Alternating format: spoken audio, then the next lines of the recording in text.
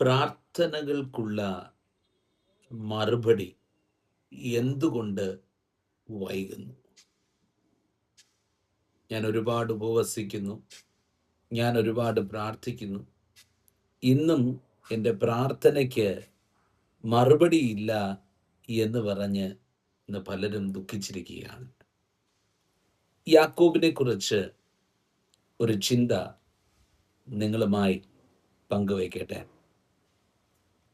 യാബോക്കിൻ്റെ കടവിൽ വെച്ച് യാക്കോബ് ദൈവത്തിൻ്റെ ദൂതനുമായി മല്ലിടുകയാണ്. ഉഷസ്സാകുവോളം യാക്കോബ് മല്ലിട്ടു. ഒടുവിൽ ദൈവം യാക്കോബിനോട് ചോദിച്ചു, നിന്റെ പേര് എന്താണ്?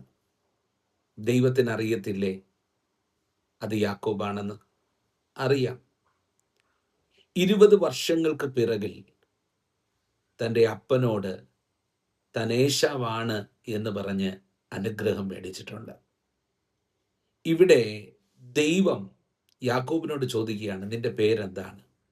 അതിന് യാക്കോബ് ഇങ്ങനെ മറുപടി നൽകി, എൻ്റെ പേര് യാക്കോബ്. സ്തോത്രം. നോക്കിയേ, താൻ യാക്കോബാണ് എന്ന് ദൈവത്തോട് പറഞ്ഞപ്പോൾ ദൈവം യാക്കോബിനെ നോക്കി പറയുക, ഇനി നീ യാക്കോബ് എന്ന് വിളിക്കപ്പെടത്തില്ല, ഇനി നീ ഇസ്രായേൽ എന്ന് വിളിക്കപ്പെടും. ഇനി നീ യാക്കോബ് എന്ന് വിളിക്കപ്പെടത്തില്ല, നീ ഇസ്രായേൽ എന്ന് വിളിക്കപ്പെടും. സ്തോത്രം. നമ്മുടെ ജീവിതത്തിൽ ആമേൻ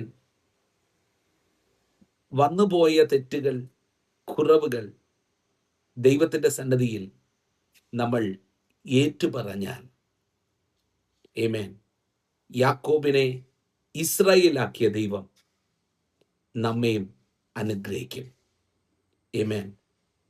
നമ്മളിലെ കുറവുകൾ ദൈവസന്നിധിയിൽ ഏറ്റുപറയാതെ എത്ര പ്രാർത്ഥിച്ചത് കൊണ്ടും എത്ര ഉപവസിച്ചത് കൊണ്ടും കാര്യമില്ല.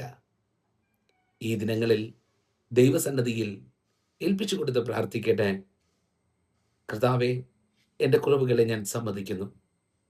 കർത്താവേ, ഞാൻ ഉപേക്ഷിക്കേണ്ടതിനെ ഉപേക്ഷിക്കുന്നു. അവിടെ നിന്ന് കർത്താവേ എന്നെ വിടുവിച്ചാട്ടെ. ഈ വചനങ്ങൾ നിങ്ങൾക്ക് അനുഗ്രഹമായി തീരട്ടെ. God bless you. ആമേൻ.